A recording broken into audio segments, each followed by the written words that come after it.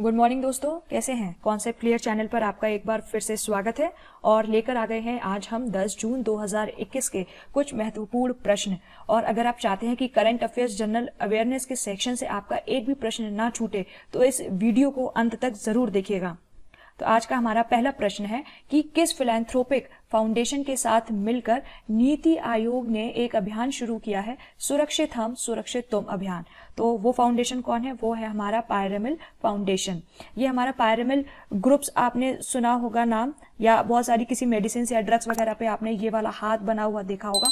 तो ये पायरामिल ग्रुप का निशान है। इन्हीं के साथ मिलकर नीति आयोग ने ये अभियान शुरू किया है जिसमें ये लोग घर घर जाकर होम केयर सपोर्ट देंगे उन लोगों को जिनको कोविड-19 के माइल्ड सिम्टम्स हैं और वो घर पर ही ठीक हो रहे हैं, मतलब मेडिसिन वगैरह ये।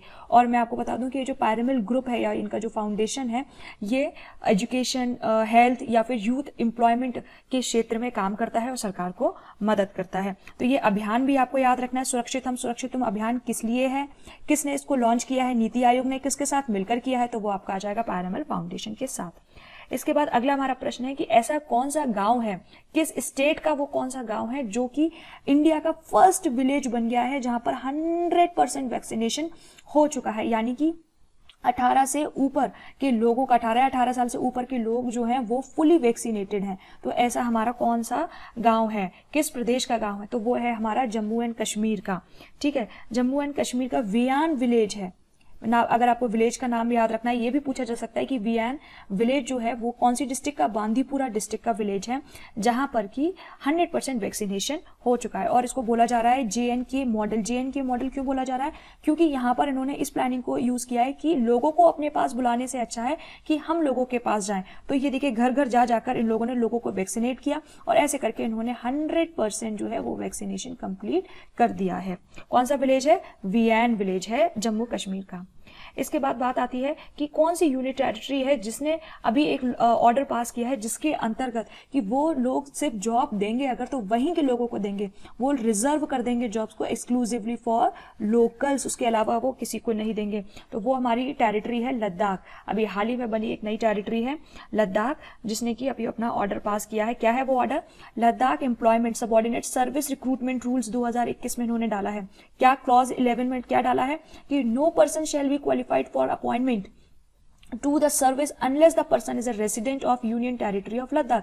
जब तक वो यूटी लद्दाख का रेजिडेंट नहीं होगा तब तक हम उसको जॉब नहीं देंगे। अगर यूटी रेजिडेंट्स का है रेजिडेंट तो भी हम उसको जॉब देंगे। तो लद्दाख को एक बार देख लेते हैं। ये जम्मू कश्मीर था हमारा पूरा पहले का, तो इसमें हमारा यहाँ पर अब ये आपका इतना एरिया क्या बचा है? जम्मू कश्मीर का बचा है। और आपका ये वाला जो पोर्शन है ये पूरा आपका लद्दाख है। ये अक्साई चेन जो कि चाइना क्लेम करता है, ठीक है, ये वो रीजन है। तो लद्दाख आपको पता होना चाहिए कौन सा रीजन है। तो ये आपका है लद्दाख। इसके बाद एक कौन सा नेशन है जिसने अभी बनाई है फुली स्टेल्थ नेवल वॉरशिप? किसने बनाई है? वो बनाई है रशिया ने। क्या होती है ये स्टेल्थ वॉरशिप? ये फुली इक्विप्ड होती है स्टेल्थ टेक्नोलॉजी से। स्टेल्थ टेक्नोलॉजी मतलब कि उसे कोई भी आर्मी या एनिमी जो है वो आपका डिटेक्ट नहीं कर सकता। वो अगर आपकी स्पेसशिप है वो निकल कर भी जाएगी लेकिन वो किसी की निगाहों में नहीं आएगी। तो ये जो रशिया ने अपनी बनाई है बिल्ड फर्स्ट स्टेल्थ वॉरशिप, ठीक है। तो ये आपको याद रखना, फुली स्टेल्थ नेवल वॉरशिप किसने बनाई है? रशिया ने बनाई है। इसके बाद अगर हम बात करते हैं तो अभी हाल ही में बिम्स्टेक भी न्यूज में रहा है। तो एक क्वेश्चन ये भी बनता है कि बिम्स्टेक का हेडक्वार्टर कहाँ पर है? तो बिम्स्टेक का हमारा हेडक्वार्टर है ढाका, बांग्लादेश में, ठीक है। अब बिम्स्टेक है क्या? बिम्स्टेक की फुल फॉर्म हम देख लेते हैं। बिम्स्टेक का मतलब है bay of Bengal initiative for multi sectoral technical and economic cooperation, ठीक है। आप मतलब बे ऑफ बंगाल, बंगाल की खाड़ी का एक पहल है किसके लिए? बहुक्षेत्रीय, मल्टी सेक्टोरल मतलब बहुक्षेत्रीय तकनीकी और आर्थिक कॉपरेशन के लिए, ठीक है। तो इसका जो दिवस मनाया जाता है वो 6 जून 1997 को ही इसकी स्थापना हुई थी। किस जगह इसकी स्थापना हुई थी? बैंकॉक में हुई थी। तब वहां पर फर्स्ट मीटिंग हुई थी और इसीलिए इसको इसका स्थापना का जगह भी माना जाता है। तो अभी हमने 6 जून को हमने 24वां बिम्स्टेक दिवस मनाया था, इसीलिए ये न्यूज में था। इसके नेशंस कौन कौन से इसके सदस्य हैं? ये इसके कौन कौन से हैं? मेंबर कंट्रीज हैं इसमें 7। तो ये जो हमारे हैं 7 मेंबर कंट्रीज है, Bangladesh, Sri Lanka, India, Myanmar, Thailand, Bhutan, Nepal. तो ये 7 कंट्रीज मिलकर आपका बनाते हैं बिम्स्टेक। और इसका हेडक्वार्टर कहाँ पे है? ढाका, बांग्लादेश में इसका हेडक्वार्टर है। और 6 जून को हम बिम्स्टेक दिवस मनाते हैं, ठीक है। इसके बाद हमारा आता है what is the rank of India in achieving 17 SDG according to the state of India's environment report. एक state of India environment report है, एक ऑर्गेनाइजेशन निकालता है, उसमें इंडिया की कौन सी रैंक है? तो इंडिया की रैंक है 117। ये आपको याद रखनी है, रैंक बहुत पूछते हैं एग्जाम में। और ये जो एनुअल पब्लिकेशन है डाउन टू अर्थ मैगजीन, एक डाउन टू अर्थ बहुत पॉपुलर मैगजीन है, ये आपका लिखा भी यहाँ पे डाउन टू अर्थ मैगजीन, उसकी रिपोर्ट है state of India's environment, India के एनवायरनमेंट पर रिपोर्ट है, जिसमें उसने सस्टेनेबल डेवलपमेंट गोल्स के बारे में बात की है और उसमें इंडिया की 117वीं रैंक है। लास्ट ईयर 115वीं रैंक थी, लेकिन हंगर और जेंडर इनइक्वलिटी के इश्यूज पर इंडिया को इसने थोड़ा सा नीचे किया और उसके 2 पॉइंट्स काटकर इसको 117वीं रैंक दी। तो आपको जनरल भी याद रखना है कि डाउन टू अर्थ जनरल है और 117 इसकी 2021 में रैंक है। कभी कभी 2020 की भी पूछ लेते हैं, तो वो भी आपको याद रखनी है कि 115 है, 2 पॉइंट्स वो गिरा है। इसके बाद अभी हाल ही में हमने मनाया है वर्ल्ड ओशियन डे। तो वर्ल्ड ओशियन डे की थीम क्या थी? वर्ल्ड ओशियन डे की थीम हमने रखी थी इस बार लाइफ एंड लाइवलीहुड्स। ठीक है, ओशियन से ही हमें जिंदगी और हमारा जो जीवन यापन होता है वो ओशियन से ही होता है, लाइफ एंड लाइवलीहुड्स। और ये 8 जून को, हर साल 8 जून को मनाया जाता है, जिसमें कि इस बार हमने इस पर भी एफर्ट दे रहे हैं। कॉन्फ्रेंस में जो बात हुई थी कि प्लास्टिक पॉल्यूशन को हमें एनवायरनमेंट या फिर ओशियंस में जाने से रोकना है। ठीक है, और इस बार आपको पता है कोविड-19 की वजह से कहीं पर भी कॉन्फ्रेंसेस नहीं हो रही, तो सारी हमारी क्या हो रही है, वर्चुअल ई कॉन्फ्रेंसेस हो रही हैं। तो ये यूनाइटेड नेशंस का वर्ल्ड ओशियन डे है, 8 जून को हम लोग मनाते हैं, थीम याद रखिएगा। इसके बाद बात आती है कि which organisation release world employment and social outlook trend.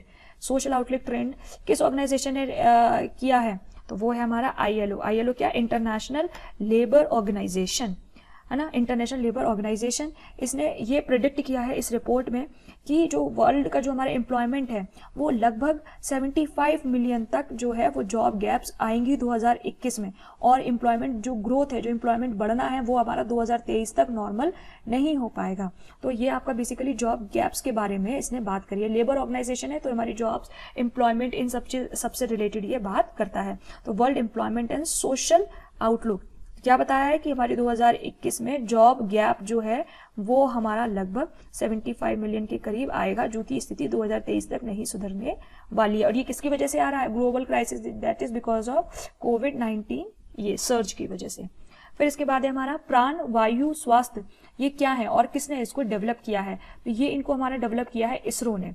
ठीक है, क्या है ये? वेंटिलेटर्स है। इसरो ने कुछ पोर्टेबल और रेडी टू यूज वेंटिलेटर्स अपना इनको डेवलप किया है और इनको नाम दिया है प्राण, वायु और स्वास्थ्य। ठीक है, जो उनका लो कॉस्ट और पोर्टेबल वेंटिलेटर है उसको उन्होंने प्राण नाम दिया है, जो ICU grade positive pressure mechanical ventilator है उसको वायु नाम दिया है, और जो गैस पावर्ड वेंटिलेटर है उसको उन्होंने स्वास्थ्य नाम दिया है। इतनी डिटेलिंग में आपको जाने का मतलब नहीं है, बस आपको ये नाम पता होने चाहिए कि प्राण, स्वास्थ्य और वायु क्या है। तो ये आपके वेंटिलेटर्स हैं और इसको किसने डेवलप किया है? तो वो आपका इसरो ने डेवलप किया है। इसरो की फुल फॉर्म क्या होती है? ISRO, Indian space research organisation. तो आपको इसकी फुल फॉर्म भी पता होना चाहिए, कई बार पूछ लेते हैं बच्चे, इसको गलत कर आते हैं। ठीक है, ऑर्गेनाइजेशन। फिर इसके बाद है, अभी बनाया गया है world food safety day. World food safety day हम लोग कब मनाते हैं? जून 7 को। ठीक है, ओशियन डे कब मनाते हैं? जून 8 को, याद रखिएगा, और वर्ल्ड फूड सेफ्टी डे जून 7 को। तो इसका क्या उद्देश्य है? इसका उद्देश्य यही है कि जो अनसेफ फूड है वो आपको बहुत सारी डेथ्स, बहुत सारी मृत्यु को जन्म देती है, तो उसी को रोकने के लिए 2018 में ये वर्ल्ड फूड सेफ्टी डे मनाना शुरू किया गया। ठीक है, लेकिन और इसकी थीम क्या है? क्योंकि थीम अक्सर पूछी जाती है, safe food today for healthy tomorrow. अगर आप आज अच्छा खाना खाएंगे, सेफ हेल्दी खाना खाएंगे, तो फिर आपका भविष्य है वो भी हेल्दी रहेगा। तो ये था आपका आज के बहुत ही महत्वपूर्ण प्रश्न। और अगर आप चाहते हैं कि लगातार हम आपको ऐसे ही महत्वपूर्ण वीडियोस देते रहें, तो आप इस चैनल को लाइक कीजिए, अपने दोस्तों के साथ शेयर कीजिए और सब्सक्राइब बिल्कुल कीजिएगा हमारे चैनल को, अगर आप पहली बार देख रहे हैं तो। और करंट अफेयर्स से जुड़ी, ज्योग्राफी, हिस्ट्री से जुड़ी भी अन्य कई वीडियोस हम लगातार अपलोड कर रहे हैं, इसलिए चैनल को सब्सक्राइब करना मत भूलिएगा और हमसे जुड़े रहिए। Thank you.